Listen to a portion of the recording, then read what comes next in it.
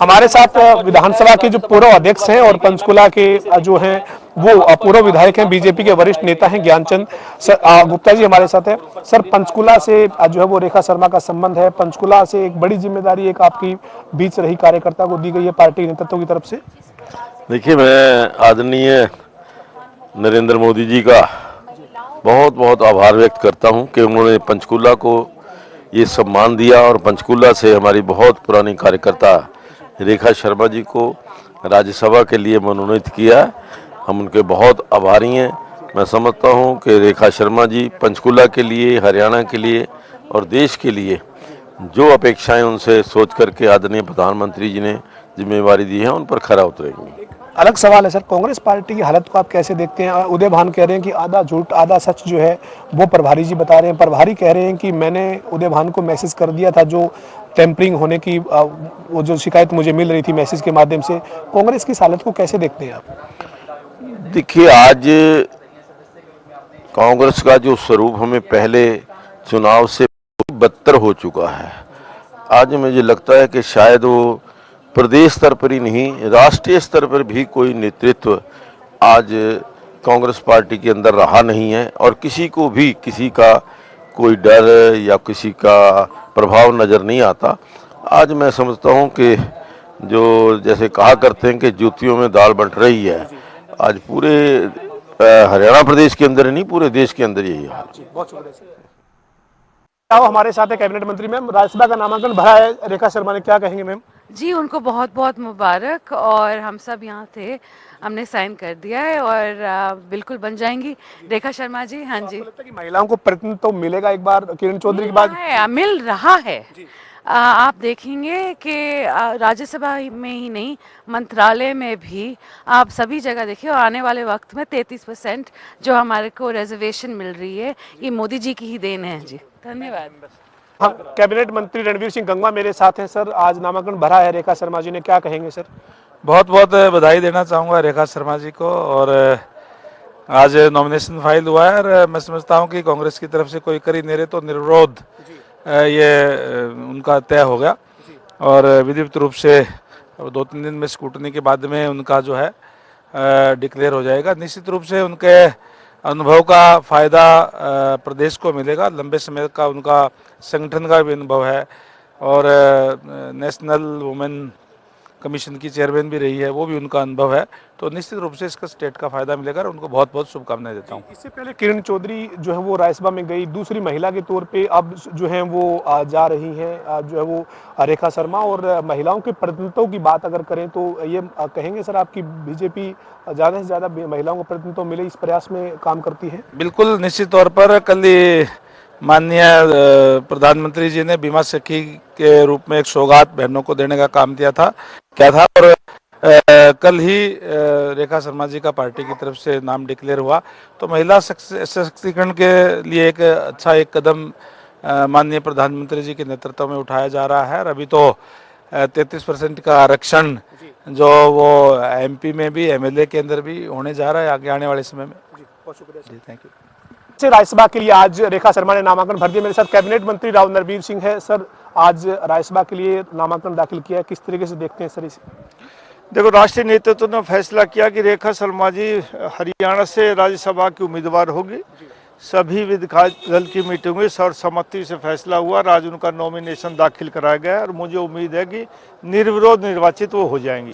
Sir, महिलाओं को प्रतिनिधित्व ज़्यादा से ज़्यादा मिले, ये कोशिश है आपकी पार्टी के नेतृत्व की, चूंकि पहले किरण चौधरी, अब जो है वो रेखा शर्मा को भेजा जा रहा है राज्यसभा से। हरियाणा में 5 राज्यसभा के मेंबर हैं, इनमें से 2 भारतीय जनता पार्टी ने महिलाओं को चुना है। महिला सशक्तिकरण और महिलाओं के अधिकारों की पूरी रक्षा भारतीय जनता पार्टी करती है। जी, कांग्रेस की स्थिति को कैसे देखते हैं सर? आज उनके पास संख्या बल भी नहीं है और उम्मीदवार उतारने की एक तरीके से हिम्मत भी कांग्रेस नहीं जुटा पाई, चाहे वो किरण चौधरी के वक्त की बात हो या आप रेखा शर्मा के वक्त की बात। नहीं, हरियाणा में भारतीय जनता पार्टी का पूर्ण बहुमत है। 51 सदस्य हैं भारतीय जनता पार्टी, 48 और 3 इंडिपेंडेंट, इसलिए उनका हक बनता ही नहीं। इसलिए उन्होंने अकलमंदी की कि अपना प्रत्याशी नहीं उतारा और निर्विरोध 13 तारीख को रेखा शर्मा जी निर्वाचित घोषित हो जाएंगी। बहुत शुक्रिया सर। हरियाणा के कैबिनेट मंत्री विपुल गोयल इस वक्त मेरे साथ हैं। गोयल साहब, महिला सशक्तिकरण की तरफ बढ़ रही है क्या भारतीय जनता पार्टी?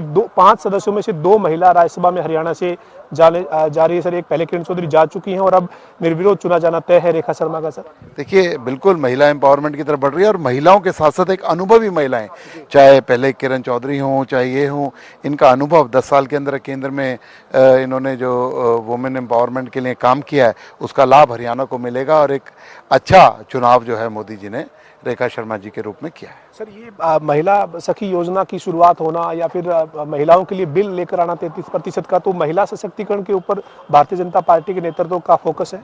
ओबियसली 2029 के अंदर वुमेन एम्पावरमेंट बिल भी जो लागू होगा और एक बहुत अच्छी शुरुआत है और अभी से ही वुमेन को एम्पावरमेंट करने का काम किया जाए। कैबिनेट मंत्री श्रुति चौधरी हैं, रेखा शर्मा ने आज नामांकन भरा है।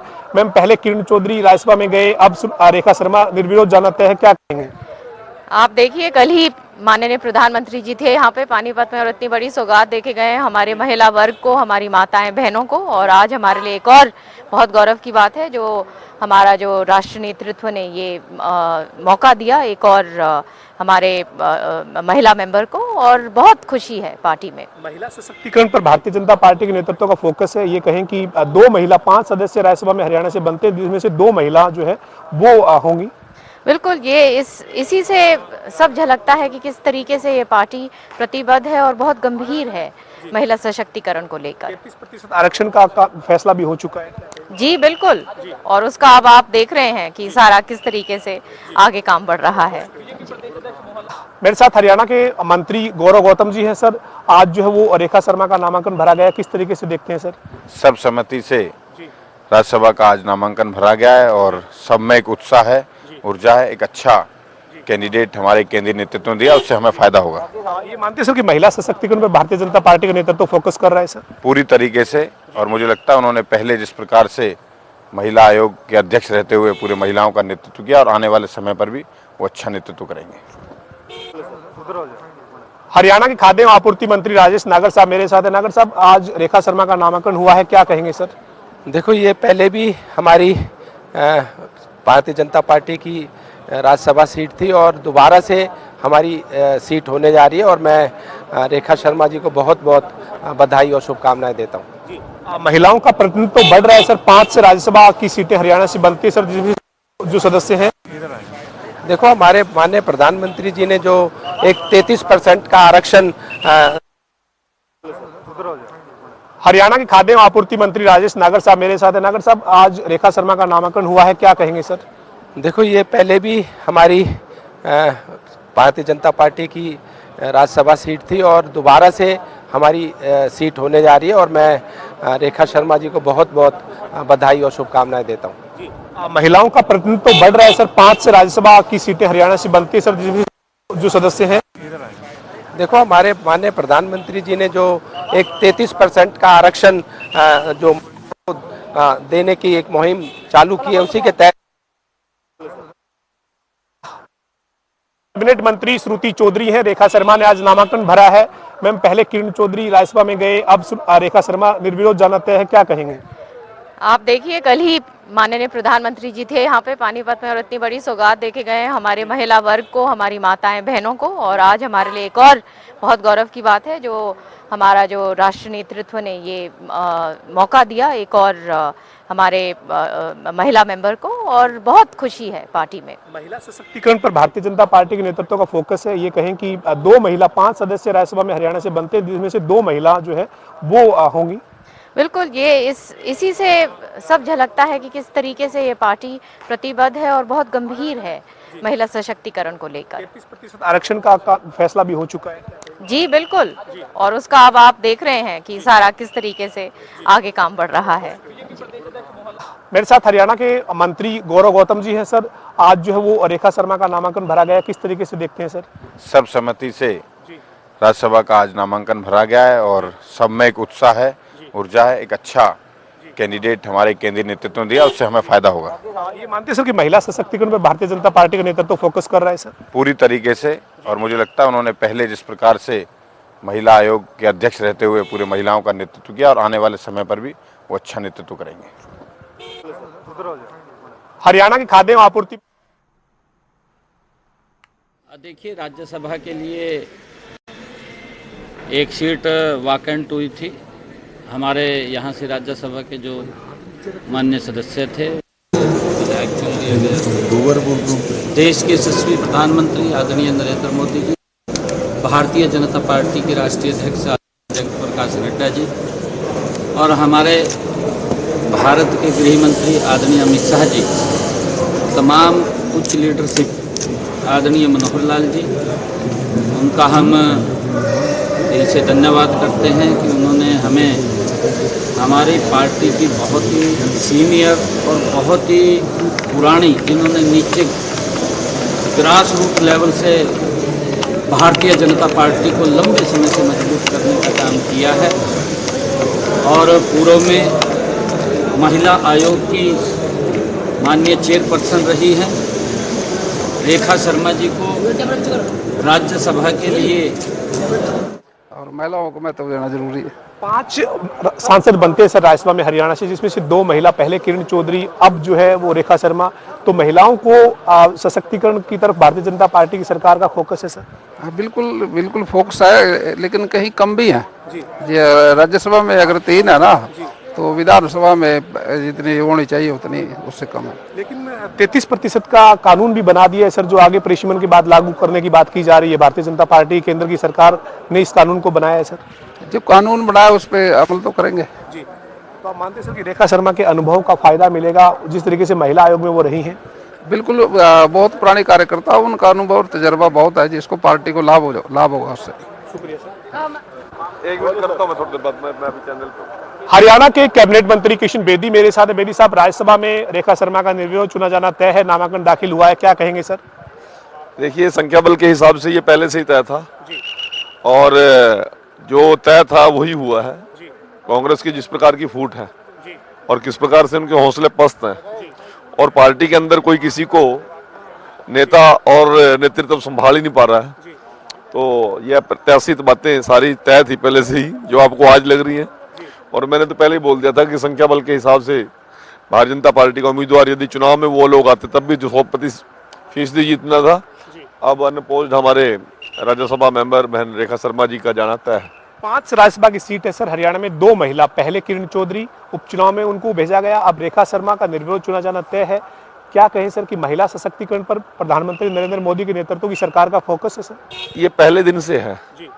2014 में देश के प्रधानमंत्री मोदी जी बने थे, उन्होंने पहले से ही इस टारगेट को लेकर चले हुए हैं और ये आज हमारे लिए बड़े सौभाग्य की बात है कि हरियाणा के 5 में से 2 राज्यसभा सांसद हमारी बहनें गई है। जी, तो ये मानते हैं सर कि प्रधानमंत्री बीमा सखी योजना की शुरुआत करना, महिला सखी योजना शुरू हुई, उसी दिन रेखा शर्मा के नाम की घोषणा होना, तो महिलाओं को मान सम्मान भारतीय जनता पार्टी की सरकार में मिल रहा है?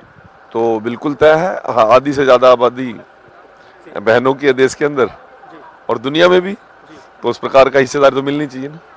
बहुत शुक्रिया सर। हरियाणा बीजेपी के अध्यक्ष मोहनलाल बड़ौली इस वक्त मेरे साथ है। बड़ौली साहब, आज जो है वो नामांकन दाखिल हुआ है रेखा शर्मा का, निर्विरोध चुना जाना तय है सर, क्या कहेंगे आप? हमें ऐसा लगता है कि संख्या बल को देखते हुए शायद कोई भी नॉमिनेशन और ना हो और भारतीय जनता पार्टी के राज्यसभा के सदस्य के रूप में जो आज रेखा शर्मा जी का नॉमिनेशन सभी विधायकों ने, हमारे 48 विधायक और 3 निर्दलीय विधायकों के भी समर्थन के साथ आज नॉमिनेशन हुआ है और आज बहुमत भारतीय जनता पार्टी के साथ है। पहले सर किरण चौधरी उपचुनाव में राज्यसभा में गई, अब निर्विरोध रेखा शर्मा का जाना तय है। प्रधानमंत्री जो है वो हरियाणा पहुंचते हैं, बीमा सखी योजना का शुभारंभ करते हैं, उसी दिन महिला उम्मीदवार का नाम घोषित करते हैं। सर, ये माना जाए कि महिला सशक्तिकरण पर भारतीय जनता पार्टी में प्रधानमंत्री नरेंद्र मोदी के नेतृत्व की सरकार फोकस कर रही है? ये भारतीय जनता पार्टी का हमारा शुरू से ही सिद्धांत है, हम जो कहते हैं वो करते हैं जी। और देश के लोकप्रिय प्रधानमंत्री नरेंद्र मोदी जी ने जो नारी शक्ति को आर्थिक रूप से, सामाजिक रूप से, राजनीतिक रूप से सभी मोर्चों पर, और आपने देखा होगा पायलट के रूप में भी महिलाओं को जो भागीदारी दी है और किसी भी प्रकार से महिला आज पीछे ना रहें, इस विचार को मजबूती के साथ आगे बढ़ाने का काम किया है। और देश के लोकप्रिय प्रधानमंत्री नरेंद्र मोदी जी ने जहां राजनीतिक रूप से महिलाओं को एमपी और एमएलए के जब आगे परिसीमन के बाद चुनाव होंगे, वहां भी 33% का आरक्षण दिया है। कांग्रेस जो है वो हिम्मत नहीं जुटा पाई सर, हालांकि आपके पास संख्या बल है, लेकिन आपने इससे पहले एक बार हिम्मत जुटाई थी, अपना उम्मीदवार जो वो निर्दलीय खड़ा किया था, समर्थन के साथ वो चुनाव जीते थे राज्यसभा का हरियाणा से। कांग्रेस इस तरह की हिम्मत नहीं जुटा पा रही, कांग्रेस की स्थिति को कैसे देखते हैं? कांग्रेस इतनी कमजोर हुई है और जनता का विश्वास कांग्रेस ने खोया है और कांग्रेस पार्टी ने जो पाप किया है, सरकार जिस पाप के साथ चलाने का प्रयास किया है, गरीब के हक पर डाका डालने का काम कांग्रेस ने किया है और जो कांग्रेस से भी महा झूठी पार्टी आम आदमी पार्टी जैसी पार्टी के साथ मिलकर जिन्होंने चुनाव लड़ा है, तो जनता ने उसका सबक सिखाने का काम किया। अंतिम सवाल है सर, उदय भान कह रहे हैं कि प्रभारी आधा झूठ आधा सच बोल रहे हैं, प्रभारी कह रहे हैं कि टिकट गलत बांट दी। ये कांग्रेस के नेताओं की आपस की स्थिति है, प्रदेश अध्यक्ष और प्रदेश प्रभारी के बीच की जो बयानबाजी है, कैसे देखते हैं बीजेपी के प्रदेश अध्यक्ष मोहनलाल बडोली?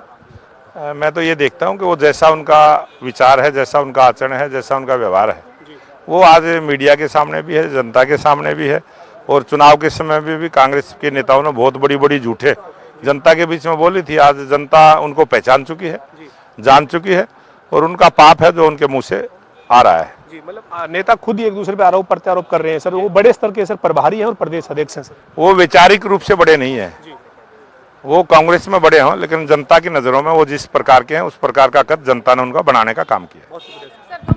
बीजेपी की उम्मीदवार रेखा शर्मा ने नामांकन भरा है और संख्या बल के हिसाब से निर्विरोध चुना जाना तय है। मेरे साथ निर्दलीय विधायक जो हैं देवेंद्र कादियान साहब है। सर, आपका समर्थन है भारतीय जनता पार्टी के उम्मीदवार को, सभी निर्दलीय विधायकों का? हम तीनों का समर्थन है और हमने अपना समर्थन पत्र दिया है और बहुत अच्छी बात यह है कि रेखा शर्मा जी ने पहले भी महिलाओं का प्रतिनिधित्व किया है। इससे हमारे हरियाणा को फायदा मिलेगा और महिलाओं का पक्ष और मजबूत होगा।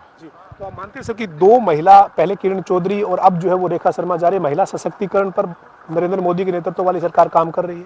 देखिए, जिस तरीके से कल पानीपत में मोदी जी ने जो हमारी अपना बीमा सखी योजना का लॉन्च किया, उससे पहले बेटी बचाओ बेटी पढ़ाओ का लॉन्च हुआ था अच्छा 10 साल पहले, तो ये भी एक बढ़ावा है। दो हमारी महिला सांसद राज्यसभा भेजी गई हैं, अच्छा मैसेज है। इन्होंने ऑलरेडी काम किया है महिलाओं के लिए, बहुत अच्छा। सर, आप क्या कहेंगे? आपकी पार्टी ने पहले किरण चौधरी को राज्यसभा में भेजा, अब जो है वो रेखा शर्मा निर्विरोध चुने जाना उनका तय है। सर, क्या कहेंगे?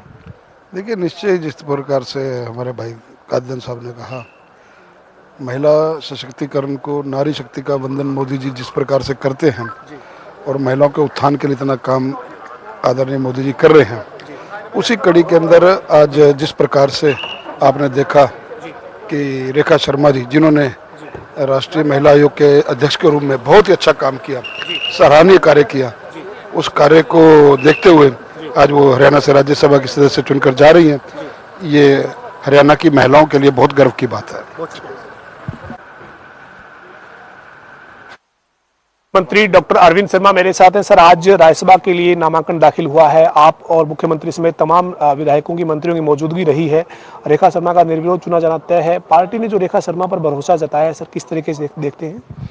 देखिए, पार्टी रेखा शर्मा जी का एक विशेष अनुभव, एक लंबा अनुभव प्रशासन में, संगठन में बहुत लंबा अनुभव उनका है और पूरी मेहनत की है उन्होंने पूरे अपने जीवन में, और उस अनुभव का लाभ हरियाणा की जनता और देश को मिलेगा, उस अनुभव का लाभ।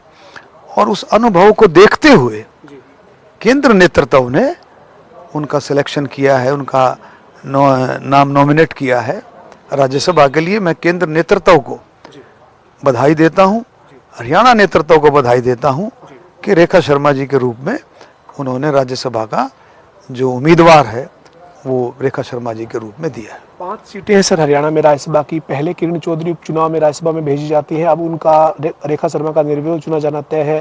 प्रधानमंत्री हरियाणा की धरती पर आते हैं, बीमा सखी योजना जैसी एक बड़ी योजना की देश भर में शुरुआत हरियाणा की धरती से करते हैं। तो ये माना जाए सर कि महिला सशक्तिकरण को लेकर आगे बढ़ रही है भारतीय जनता पार्टी की, मोदी की सरकार। देखो, 30 साल पुराना संघर्ष, 30 साल से चल रहा था महिला आरक्षण की बात। आप देखेंगे सरकारें आई, एक स्टेप बढ़ती थी, 2 स्टेप पीछे होती थी, लेकिन मोदी जी के नेतृत्व ने, मोदी जी ने केंद्र नेतृत्व ने, मोदी जी के नेतृत्व में ये सबसे बड़ा काम किया।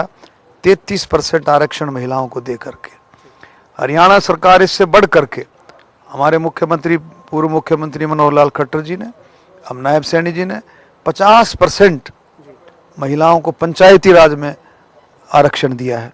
तो ये महिलाओं के प्रति सम्मान है, क्योंकि मोदी जी, केंद्र नेतृत्व मोदी जी और इस हमारे भारतीय जनता पार्टी इस बात को अच्छी तरह समझती है। कि जितना सशक्तिकरण महिलाओं को होगा, देश उतनी ही गति से विकास करेगा। आने वाले समय में विकसित भारत, आत्मनिर्भर भारत के लिए महिलाओं का बराबरी, महिलाओं का आगे बढ़ाना, ये बहुत ही अच्छी बात है। सर, इसके अलावा एक अंतिम सवाल है, राजनीतिक सवाल है। कांग्रेस पार्टी में प्रभारी कह रहे हैं कि मैंने प्रदेश अध्यक्ष उदय भान को मैसेज कर दिया था। उदय भान कह रहे हैं प्रभारी आधा झूठ आधा सच बोल रहे हैं। प्रभारी कहते हैं कुछ टिकटें गलत बांट दी गई। कांग्रेस की जो ये स्थिति है, और राज्यसभा में संख्या बल हालांकि उनके पास नहीं है, लेकिन उम्मीदवार तक नहीं उतार पाती है कांग्रेस, इसका जो है साहस नहीं जुटा पाती है। कांग्रेस की स्थिति को कैसे देखते हैं डॉक्टर अरविंद शर्मा? देखिए, वो अपने किए को भुगत रहे हैं, नहीं समझे। अब आप देखो, पहले तो लोग कहते थे कांग्रेस झूठ बोलती है, अब खुद ही कहने लगे आपस में कि भाई आधा सच आधा झूठ, और लोगों में ये तो बिल्कुल सत्य जो है प्रमाणित हो गया कि वाकई में कांग्रेस झूठ बोल करके, झूठे वायदे करके, झूठ बोल के, झूठे नैरेटिव सेट करके राज हथियाने के चक्कर में रहती है। लेकिन ये उसका चला नहीं। माननीय प्रधानमंत्री मोदी जी के नेतृत्व में, नायब सैनी जी के नेतृत्व में तीसरी बार सरकार बनी, दूसरी बार नायब सैनी जी मुख्यमंत्री बने। हमारे साथ डॉक्टर अरविंद शर्मा थे, जो तमाम मुद्दों पर बातचीत कर रहे थे। डॉक्टर अरविंद शर्मा का कहना है कि महिला सशक्तिकरण की तरफ जो है वो केंद्र की सरकार का लगातार फोकस रहा है। महिलाओं के लिए 33% रिजर्वेशन का बिल केंद्र की सरकार लेकर आई। हरियाणा में उससे भी आगे बढ़कर हरियाणा की भाजपा की सरकार ने पंचायत के चुनाव में 50% की भागीदारी जो है वो महिलाओं की सुनिश्चित की है। तो ये महिलाओं के प्रति बीजेपी का सम्मान है, जो इस तरीके के फैसले जो है वो भारतीय जनता पार्टी ले रही है। इसके अलावा अरविंद शर्मा ने कांग्रेस पर भी चुटकी ली है। वीडियो जर्नलिस्ट विजेंद्र सिंह के साथ पवन सिंह, जनता टीवी।